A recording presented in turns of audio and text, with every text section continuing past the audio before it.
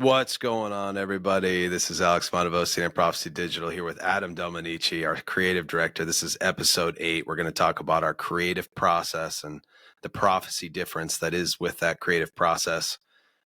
Before I begin, I probably a brief introduction to this man, Adam Dominici, who's been really 100% of our creative mindset and all of the output that comes out from our company as an agency.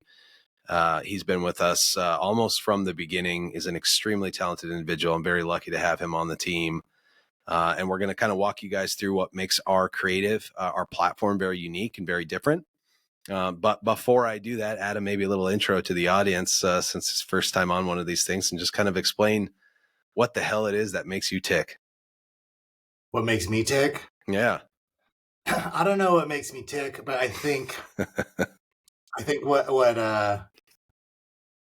what makes me a good creative director is I have experience in a lot of touch points in the industry, starting as more of a writer and director, then graphic designer, photographer, and then doing full scale large video productions to smaller budget run and gun productions, and kind of having the knowledge of what goes into each element of creation. It really helps to make the most of a budget and your time. I think the most valuable thing a creative director can do is when they're conceptualizing an idea or taking in other people's ideas is to take that information and take that idea and know how to execute it and make the most of the limitations of that thing. So if you only got 2 weeks to do it and 10 grand to film something, like how do I take that time frame and that budget and make it look like a 6-figure commercial and get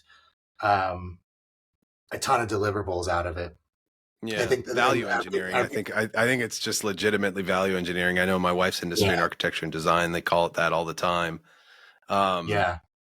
Let's talk about something more specific, because your creative talents, and a lot of people haven't been exposed to what it is we do creatively, and we're going to do a better job of sharing that and kind of being an open book on how we process and do things. But let's take 90% of our business is in automotive, right? And so automotive retail has got a lot of guidelines and restrictions and integrity that needs to be held in a lot of the content. Some would find that to be limiting. I'd be curious to get your opinions on that. But like B-roll, as an example, as us as a company, how did that mindset evolve? That obviously when you look at our model B-roll, it's edited, it's done in a very unique way, and it looks very, I'd say, prophecy-esque. But walk me through that process of just specific to B-roll and how we tackled that problem so that we could deliver uniqueness to our clients. Yeah, I think at the end of the day, you're only as good as the assets you're given. So I think that B-roll or roller footage that the OEMs are providing, the better the footage they provide, the better the outcome is going to be. And you can only polish a turd so much. So if the footage isn't great, there's only so much you can do.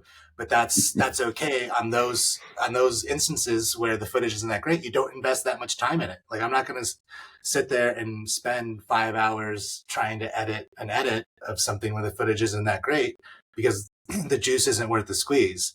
So Right. we can still check that box and deliver that model edit, Yeah. but it's not a great investment of our time to like knock it out of the park. But if we have like rad footage that is awesome commercial level footage, then it's worth investing the time to do something special and unique, and then excite the clients about it. But as far as how we came about, like our approach to it, I think the traditional way of using the OEM roller footage is like, let's find the cheapest song we could possibly find. Let's make this as quick as we possibly can. There's like 3 cuts in a 15-second ad where it's just like cut, cut, cut, logo animation. And to call that editing is nonsense. Like anybody can do that. Love that. So I think what we did to make ourselves stand out is we focus on first the music, getting really cool commercial level music, quality sounding stuff that people actually want to hear, and then creating a library of music that's specific to each brand. So a song you're going to choose for Audi or Lexus or Cadillac is going to be different than a song you're going to choose for Honda, Toyota, a Subaru, And so I think being Yeah. conscious of that, being conscious of who your end customer is, and that's kind of what I was talking about in the beginning, is having that holistic idea of what all your limitations are. So each model, you're going to first assess how good's the footage, what's the best song for it, who's the end customer, and then try to cater your song and editing style to that. Yep. It's a very specific approach that we take, because it's all like our entire platform is developed around demographics, audience, and just all like we're in every channel, so you can get an understanding of just about everything. I think the important key points that you just made was that we're creating edits that align with the brand's demographic and the target audience for that specific model. I don't think enough Yeah. agencies take enough time to do it. And sound and editing, when it's done perfectly together, it's almost like a really good drum beat. And it just Oh, plays for sure. so well together. And so I think that's one of the biggest things, even for me. I'm very proud of what we produce, very proud of what you produce.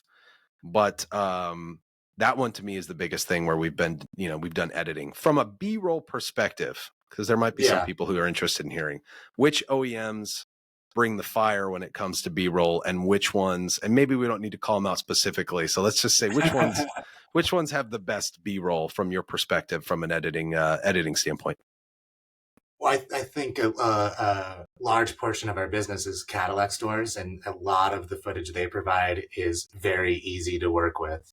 And then a random one you might not think would be Subaru. Subaru has some really nice footage and is very easy to work with. And it's not just the quality of the footage, but it's the way it's shot.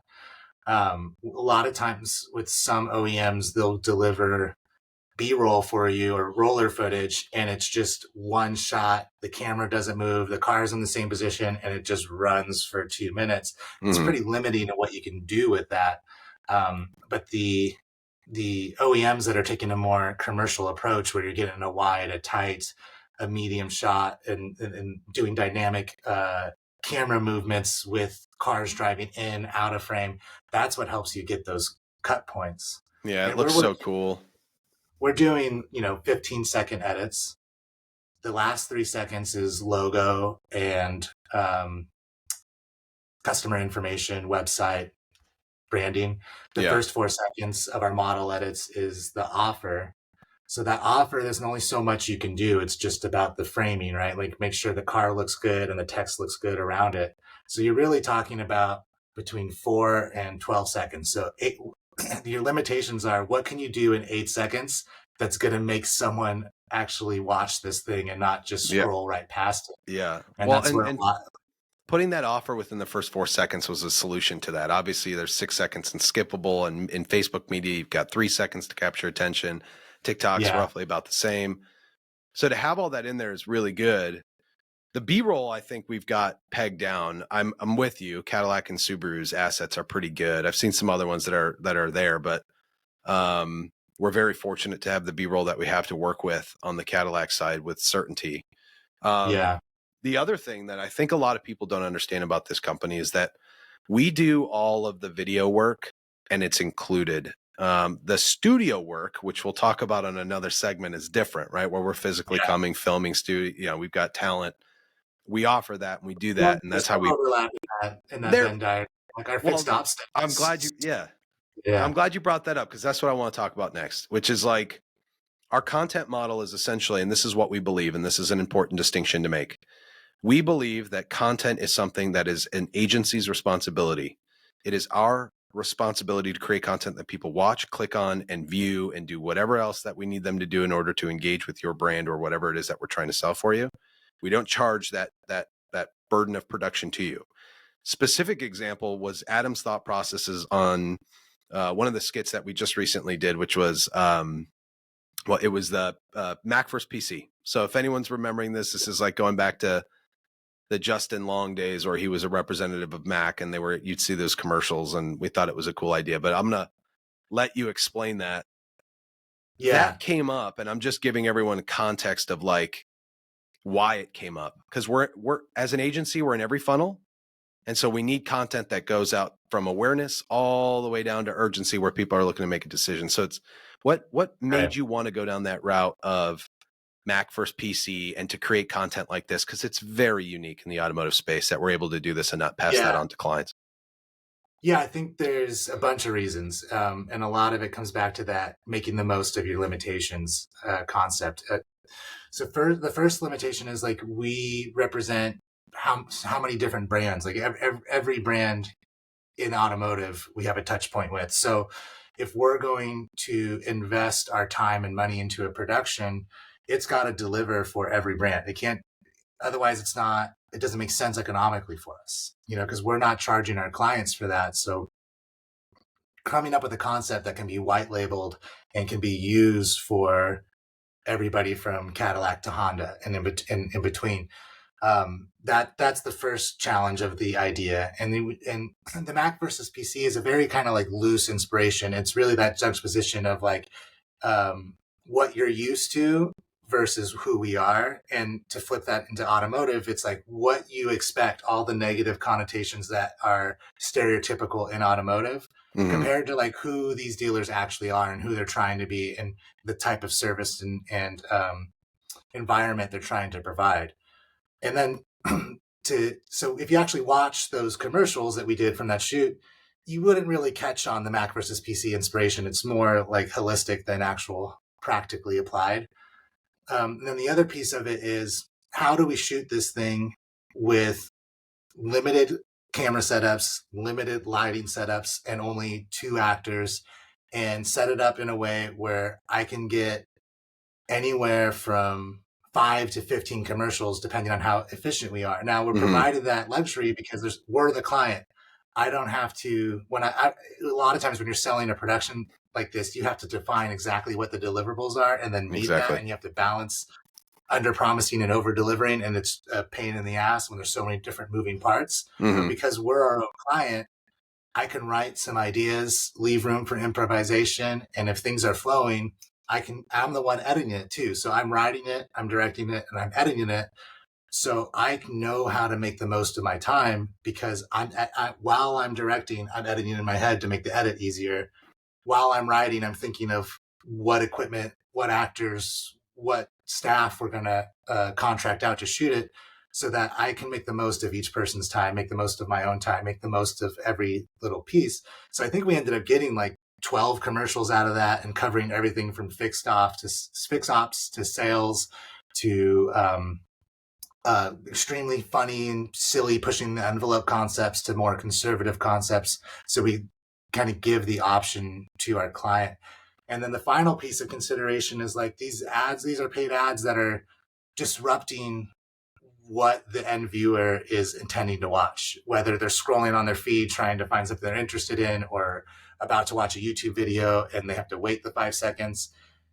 They've seen 1,000 million ads and a lot of them are similar, especially in automotive. If you watch a sporting event, live event, and you're seeing the TV spots on that, every commercial kind of looks the same.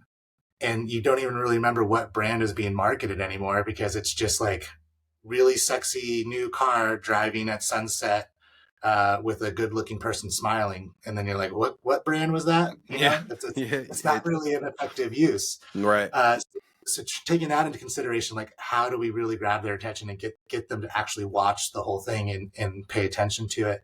And that's why we came up with this like ridiculous character that's in California. We have like the Cal Worthington over the top old school commercials was a big influence of that. So when it's the first setup of the commercial is executed in that like late 90s style, and it's an over the top like cowboy-esque character. In some cases he's an astronaut, some cases he's doing karate, whatever it is. So when you're scrolling or you see it in that feed, your reaction is, what the fuck is this? Like what is this? This is ridiculous. And then it's so ridiculous. Then when you juxtaposition that with the more approachable character that's like, this isn't who we are, you can trust us, we'll take care of you, the people are there to actually hear that message. And then when you see the branding at the last 3 seconds, it's comforting for a viewer to think like, oh, wow, this dealership doesn't take themselves that seriously. They understand that the idea I have in my head is this guy that's going to try to oversell me and be obnoxious, and they're aware of that stereotype and they're trying to comfort me and make me more approachable. I think that that really carries a lot of weight, and I think we have the data to prove that that's true. You know, the click through rates and the viewing rates on those ads compared to traditional sales or fixed ops ads is 10 times better. I actually remember the numbers. The numbers were staggering. The amount of time viewed in comparison to a standard ad versus an ad that, I think you said it perfectly. The juxtaposition between like wild and then like actually what that experience is. If you saw these videos and you were a dealership and you were paying for this production, the reason why we don't pass this burden on production to you is because there are going to be concepts that might make you squirm a little bit, that are a little abstract, that are things that you would not probably build for yourself. And that's the point, because we want to stretch your mind as far as what's possible, what you can get out there and what type of content. But the numbers were pretty staggering on the content that Adam just talked about. The view rates were at a minimum of 30 to 40% higher than a standard video, in some cases up to 400% higher. The average view time, when you look at a percentage of completion, averages around 6 to 7 seconds. Here we're looking at anywhere between 13 and 15 seconds, so really double, and they were absolutely getting to the point where that message was transitioning. The conversion rates were significantly higher. I think it was 30 to 40% there on conversion rates as well. So we love YouTube. We use it from a conversion standpoint because we have the ability to sequence messaging. And so such an important distinction when we talk about how agencies build content. Right now, it's all right now, buy right now. And no, that's just not how marketing works. And you explain that as well. So, Yeah. you know, from our creative process, I want everyone to kind of get introduced to Adam. There's going to be a lot more stuff. We just picked up a pretty big client we're very excited about in Manhattan that we'll talk about and share Adam's kind of creative vision on how he put that together, which inevitably got us the business. It's a beautiful deck. It's a beautiful brand story. It's funny, but it's catchy, and there's just so much more cool things that we're going to be able to do. So hats off to you, buddy. I appreciate Thanks. you being on the team. You're a badass individual, and there's just a I lot don't more know fun about all stuff. that. Well, I mean, I see you that way, so let's just leave it there. And yeah, I think we're going to be able to complete and achieve a lot of very unique things. So if you haven't checked us out, do check us out. We're going to start putting a lot more of our creative expertise on our site and in LinkedIn and other platforms so that we can kind of showcase that with everyone. I think you'll dig it. But unless there's anything else from you, Adam, I think we'll call that an episode. I like what we talked about, and I think it was all very good stuff.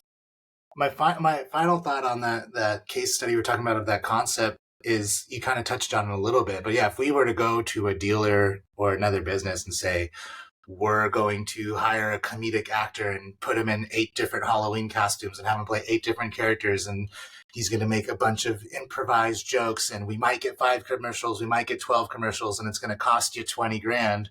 There's no way we ever close that deal. There's no way. So just the business model that we've created is unique to be able to do those type of concepts and deliver the results we're delivering, because without the model that we've created, that type of work doesn't exist. And that's how we're able to differentiate ourselves from our competitors. Big time. It's content on demand, but content you don't have to pay for. You pay a subscription fee. We'll provide everything that we need to provide. Why? Because if we don't kick ass for you, we don't have a job, right? It's as simple as that. I mean, economics 101. I mean, capitalism, call it whatever you want to call it.